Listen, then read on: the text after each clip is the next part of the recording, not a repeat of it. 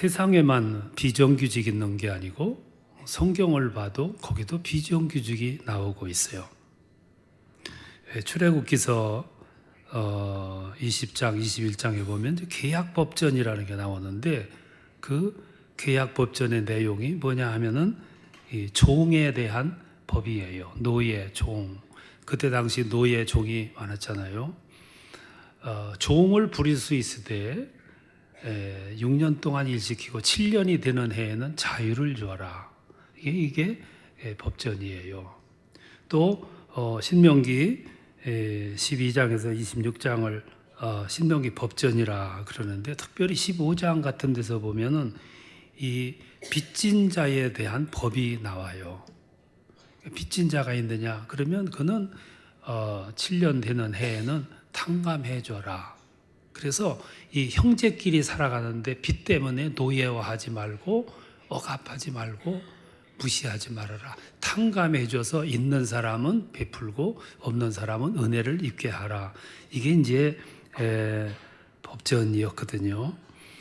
근데 이제 취지는 가난한 사람들에게 없는 사람들에게 또 그 시대에 무산계급 쉽게 말하면 비정규직들에게 은혜를 베풀어라. 그리고 서로 함께 더불어 살아라. 이런 뜻에서 이런 법을 만들어 놨거든요. 근데 그 시대나 지금이나 미래에도 마찬가지겠지만 항상 가진 사람들, 힘이 있는 사람들이 문제예요. 이런 사람들이 안 지키거든요. 안 지키고 여전히 법이 있는데도 불구하고 없는 사람들은 소외를 당합니다. 힘이 없는 사람들은 억압을 당하게 돼요. 이 사람들이 어디다 호소할 길이 없으니까 하늘에 호소를 하는 거예요. 그리고 하늘에 호소를 하다가 마지막에는 메시아 대망 사상을 갖게 돼요. 메시아 빨리 오시옵소서. 오셔서 이 부조리한 세상을 공평하지 못한 세상을 오셔서 다스리소서. 메시아 사상이 있었고 또 힘이 있는 사람, 가진 사람들은 메시아 사상이 약했겠죠. 오늘 현실이 생활이 좋으니까. 이런 세상은 옛날에도 있었고 지금도 있고요. 미래에도 똑같이 그렇게 퍼질 겁니다. 근데 그 시대의 기득권층이나 힘이 있는 사람이나 가진 사람들은 메시아 사상이 적었고 그리고 없는 사람들이 메시아 사상이 강했다. 그럼 뭘로 보면 알 수 있냐? 그러면 예수님이 세상에 오셨을 때 제일 먼저 가서 오심을 맞이한 사람들이 비정규직이에요. 말하자면 부자들이 기르는 양 떼를 인수받아가지고 양을 쳐주는 사람들, 그 목자들이 예수님 태어났을 때 제일 먼저 가서 영접을 해요. 그 말은 무슨 말이냐면 그만큼 사모했다는 얘기고 고대했다는 얘기가 되겠죠. 자기 입장에서 주님의 오심을, 메시아가 오심을 대망하는 믿음은 거기서 출발을 했을 거라 그 말이죠. 당시에도 심각한 것은 차별이었을 겁니다. 임금의 차별, 임금의 떼먹는 층도 있었을 것이고 착취하는 층도 있었을 거예요. 없는 사람은 항상 없을 수밖에 없는 거죠. 이 세상에서요 가장 큰 아픔은 집이 없어 아픔이 아니고 배가 고파서 아픔이 아니에요. 차별받고 무시당하기 때문에 비애를 느끼기 때문에 아픈 거예요. 옛날에도 그랬고 지금도 그래요. 근데 놀라운 일은 성경을 조금 들여다보면 예수님도 비정규직이었어요. 예수님도 가난했습니다. 오늘 성경을 보면 예수님이 태어났습니다. 태어나고 보니까 그 집이 가난했어요. 그리고 그 육신의 아버지라고 했던 요셉은 예수님이 태어나고 몇 년 안 있다가 성경에서 사라져요. 그 말은 일찍 죽었다는 얘기겠죠. 근데 예수님에게 뭐가 부과됐냐면 가난한 집이 부과가 됐고 그리고 남동생이 4명입니다. 그리고 성경을 보면 자매들 이렇게 얘기를 했거든요. 그러면 여동생들도 여러 명 있었다는 얘기예요. 거기에 홀로 된 어머니가 있지요.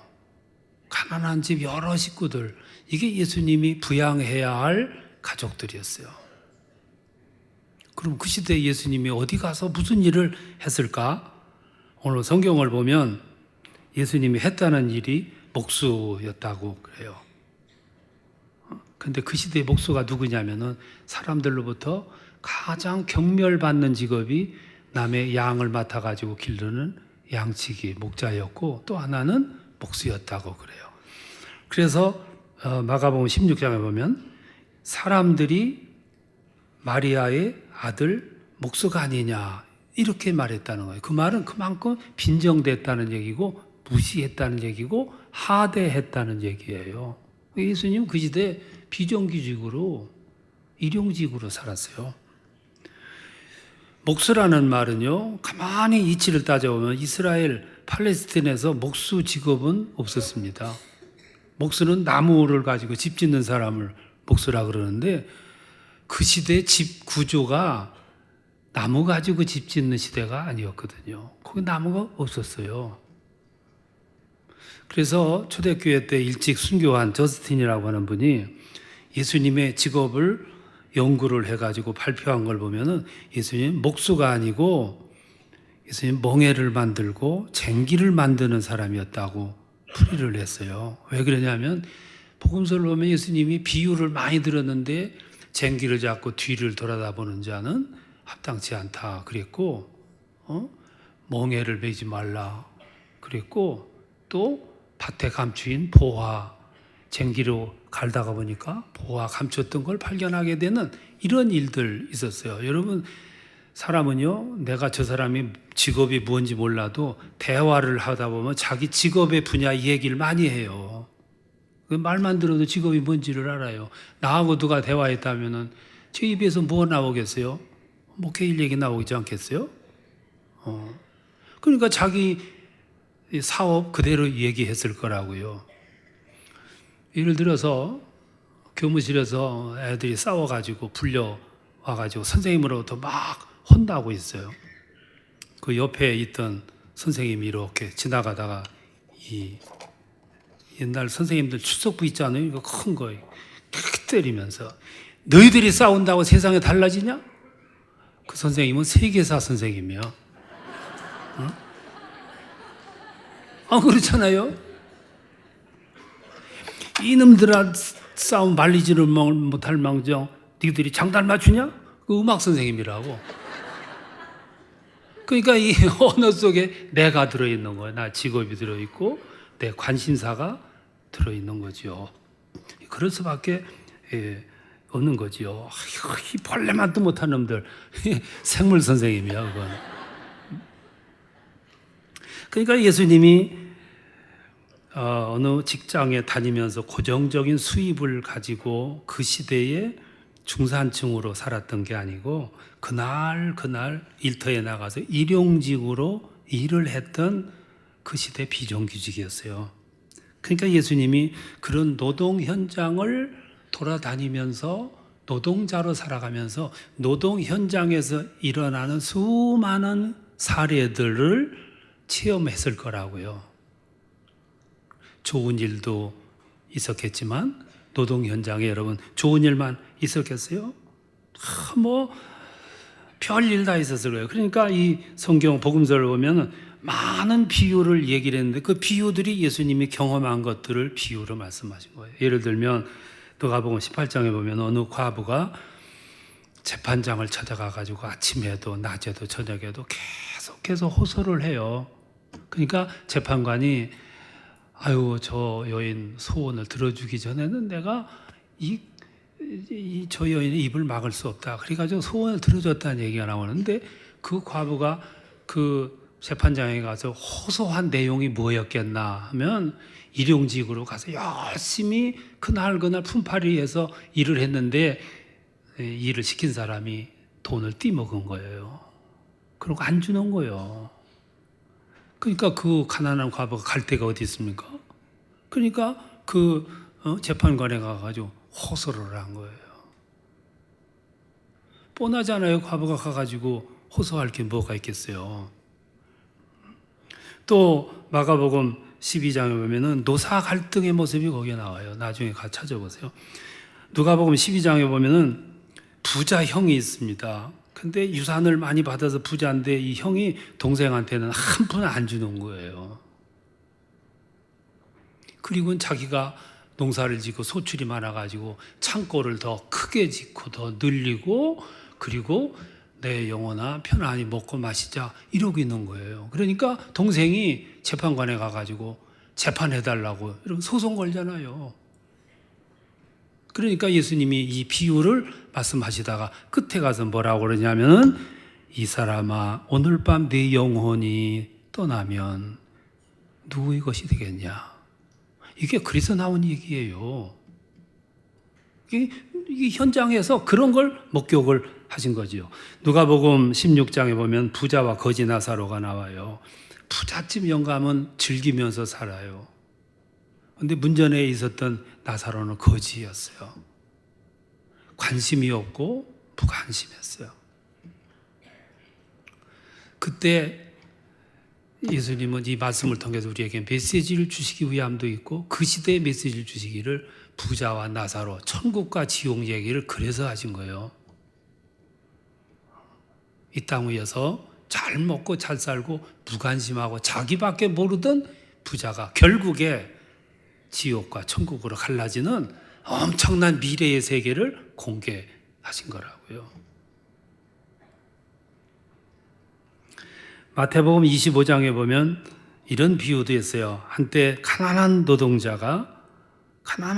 노동자의 모습에서 또 부자 그 지주를 경고하기 위해서 하신 말씀이 뭐냐면, 비유로 말씀하세요. 어느 임금이 신하들에게 말씀하기를, 내가 줄일 때 너희가 먹을 걸 주지 않았고, 내가 목마를 때 마시지 않게 했고, 헐벗었을 때 옷을 주지 않았고, 내가 나그네일 때 너희들이 나를 영접해 주지 않았고, 내가 병들었을 때, 내가 옥중에 있을 때 너희들이 나를 뒷바라지를 하지 않아 주었느니라.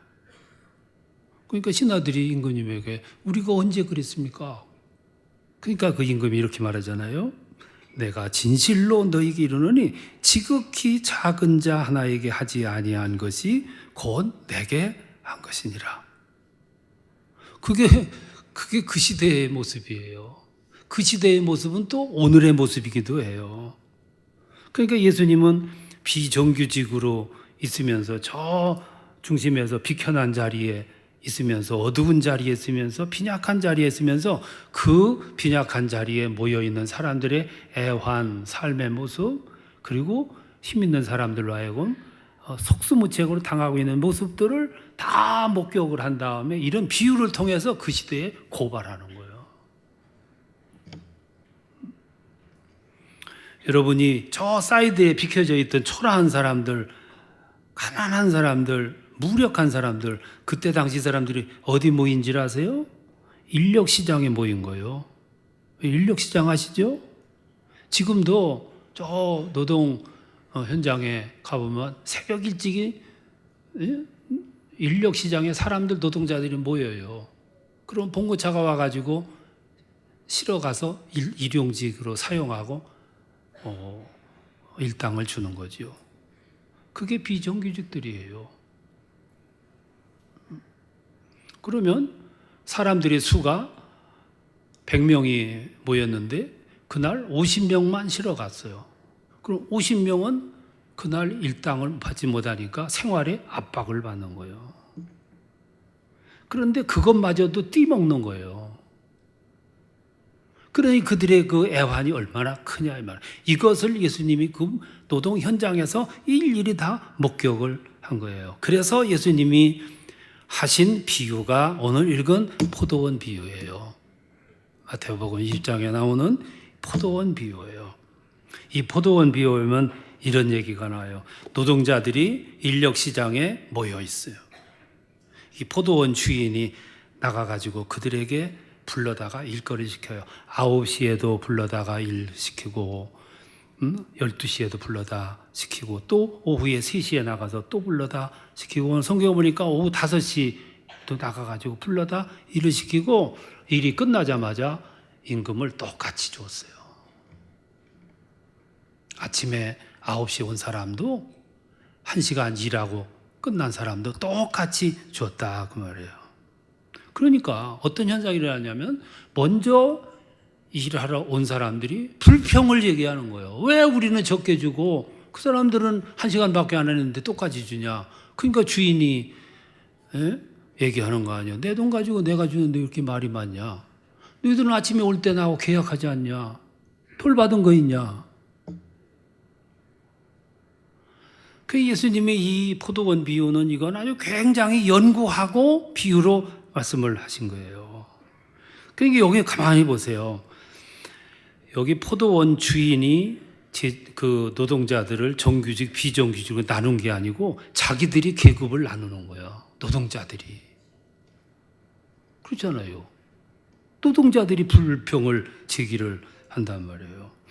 만일 그 기업인, 포도원 주인, 부자가 늦게 온 사람에게도 일자리를 주었고 기회를 주었고 임금도 똑같이 줬다. 그러면 노동자들이 함께 득을 받고 대우를 받음에 대해서 노동자들이 감사해야 되는데 왜 우리는 적게 주고 저 사람들은 똑같이 주냐.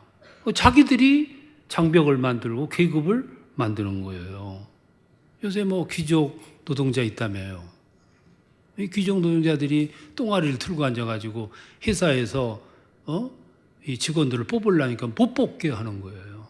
그리고 우리 월급 올려달라, 우리 자녀들 뽑아달라, 더 증언하지 말라. 이 귀족 뭐 노동자라며 이런 사람들이. 그러니까 기업주가 노동자들을 그렇게 차별하고 하냐면 자기들이 계급을 만들어 놓는 거예요. 자기들이 차별을 하고요. 오늘만 그랬냐면 2000년 전에도 그랬다는 거죠. 2000년 전에도 왜 똑같이 주냐? 주인이 말하기를 아니 내 돈 가지고 내가 주는데 아침에 올 때 나하고 계약한 거지 그 금액 내가 다 줬는데 왜 이렇게 말이 많냐? 어떻게 보면요 여기 나오는 기업주는 굉장히 양심적인 그리고 선을 베풀 줄 아는 기업주예요. 차별하지도 않아요. 이 주인은 오히려 더 주려고 그래요. 정규직, 비정규직을 구분하려고 하는 것도 아니고 늦게 왔다고 적게 주려고 하는 것도 아니고 똑같이 주려고 하는 거죠. 왜? 그들은 가족을 부양할 책임이 있는 사회 일원이기 때문에 그걸 보충하기 위해서 그는 특혜를 줬고 그리고 생존권을 인정해 준 거지요. 어떻게 보면 이 주인, 이 포도원 주인은 진정한 기업가의 정신을 발휘한 거예요. 대부분의 사람들은 아끼려고 그러고 적게 주려고 그러는데 이 기업가는 기업가의 정신을 아주 100% 발휘하는 거예요. 그러니까 예수님은 이 비유를 말씀하실 때는 노동 현장에서 수많은 사례들을 목격을 한 후에 여기서 이 말씀을 하시는 거예요. 그리고 나서 예수님이 마지막에 그들에게 강건한 교훈이 뭐냐면은 천국을 설명하신 거예요. 이 세상은 일찍 온 사람은 더 받고 늦게 온 사람은 덜 받게 되어 있어요. 그런데 성경을 보면 천국은 일찍 온 자나 늦게 온 자나 차별이 없는 거예요. 정규직, 비정규직이 없어요. 그래서 오늘 읽은 본문 1절에 보면 천국은 마치 품꾼을 얻어 포도원에 들여 보내려 이른 아침에 나간 집주인과 같다. 이 집주인이 어디로 나갔냐면 인력시장으로 나간 거예요. 나가가지고 아침에 일찍 나온 사람 데려갔고 조금 더 있다가 12시에 또 나가서 데려오고 또 오후 3시에 또 데려가고 오후 5시에도 데려갔단 말이에요. 그리고 일이 끝났을 적에는 품삯을 똑같이 줬다 이 말씀이지. 천국은 차별이 없는 나라. 천국은 평등이 적용되는 나라. 그리고 강조하시기를 마가복음 1장 15절에서 천국이 가까웠으니 회개하라. 그러니까 이 성경을 읽을 때 비유는 그냥 하고 싶어서 하신 말씀이 아니고 예수님이 이 땅에 오셔서 다 체험하고 경험한 것들을 이렇게 비유로 말씀하셔서 우리들에게 경고하시는 거예요. 예수님은 세상에 하나님의 아들로 왔어요. 아들 자격으로 왔고 메시아로 오셨어요. 그런데 그 시대 사람들이 그 예수님을 존대했냐? 대우했냐면 아니요. 저게 목수의 아들이냐? 하대, 빈정댔고 무시했고 차별한 거예요.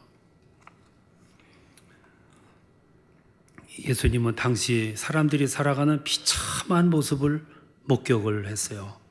가난한 백성들의 삶을 보셨고 그 아들이 이곳저곳으로 팔려가는 모습을 보았고 가난한 과부들이 그날 벌어서 사는데 그것도 떼먹는 기업주들을 봤고 하염없이 눈물을 흘리면서 의존할 곳이 없는 그런 백성들의 모습을 보신 거예요. 그들에게 예수님은 마지막으로 이런 말씀을 해요. 그들의 마음속에는 무엇을 기대했을까 하냐면 아이고 이 세상 빨리 메시아가 오셨으면 이걸 고대했을 거라고요. 의지할 데 없는 사람, 빈천한 사람, 약한 사람, 힘이 없어 그냥 당하는 사람, 이런 사람들은 메시아의 고대를 아주 간절히 했을 거라고요. 그들에게 예수님은 성경에서 천국을 전한 거예요. 천국은 바로 너희들의 나라라고. 천국은 차별이 없다고. 차별은 아침이나 저녁이나 언제 누구도 차별이 없다고. 정규직, 비정규직이 없는 나라라고. 천국은 부자들이 들어가기가 어려운 나라라고. 얼마나 어려우냐면 낙타가 바늘길을 통과하는 만큼 어렵다는 건 불가능하다는 얘기죠. 부자가 다 천국에 가기가 어렵겠어요? 자기를 위해서 부요한 사람, 자기를 위해서 쌓아놓기만 하는 사람. 그러니까 예수님 말씀하시기를 내 영혼을 오늘 저녁 부르면 너는 어떻게 되겠냐. 아주 심각한 그런 말씀이죠. 그래서 말씀하신 거예요. 회개하라. 천국이 가까웠느니라. 여러분, 예수님은요, 그 시대에 그런 말 했다고, 그런 비유로 그 시대를 고발했다고, 그 시대 그 기득권자들에게 이렇게 고발을 했다고 사람들이 기분 나쁘다고 예수님 잡아 죽인 거 아니에요. 여러분, 우리들이 그 시대나 지금이나 진정 그리스도인으로 세상을 산다는 것은 그렇게 쉬운 일이 아니에요. 진정 그 시대를 그리스도의 제자로 살아간다는 것은 보통 각오로는 살아갈 수가 없는 거예요. 우리들이 정말로 이 시대를 예수님의 제자로 살아가야 한다면 꼭 우리들이 참고해야 할 기준이 있는데 그 기준이 뭐냐면 여기 나오는 포도원 주인의 정신이에요. 이 포도원 정신이 주인의 정신을 우리들이 생각하게 될 때 뭘 깨닫게 되냐면은 나를 극복하게 되는 거예요. 내가 가진 것을 나눌 수 있게 되는 거고, 정규직인 비정규직의 아픔을 이해할 수 있는 거고, 가진 자들은 그와의 입장을 생각하는 거고, 교회 안에서 먼저 온 사람들은 나중 온 사람을 섬길 수 있게 되는 거죠. 어디서 나오는 정신 때문에? 포도원 주인의 정신을 깨달을 때, 그때 비로소 나는 혼을 가진 예수의 제자가 되는 거죠. 기업인이라고 다 존경받겠어요? 혼을 가진 기업인이야 칭찬받는 거지. 먼저 온 신앙인이라고 다 존경받겠어요? 예수의 혼을 간직한 사람이라야 존중받는 거지. 먼저 온 사람들의 사명이 뭔데? 늦게 온 사람들을 세워주는 것이, 그것이 먼저 온 사람에서 역할인데, 아, 이게 와가지고 먼저 온 돌을 뭐 빼낸다고 이런 소리나 하고 이런 사람들이 모여 있는 그곳이 여러분 건전한 교회가 되겠냐 이 말씀이야. 진정한 예수의 제자로 살아간다는 건 쉽지 않아요. 포도원 주인의 정신 혼을 가져야 돼. 예수님은 그래서 오늘 시대에 사는 사람들에게 포도원 비유를 말씀하신 거예요. 여러분 충분한 혼을 힘입고 이 시대에 살아가는 진정한 예수의 제자들이 다 되시기를 축원합니다.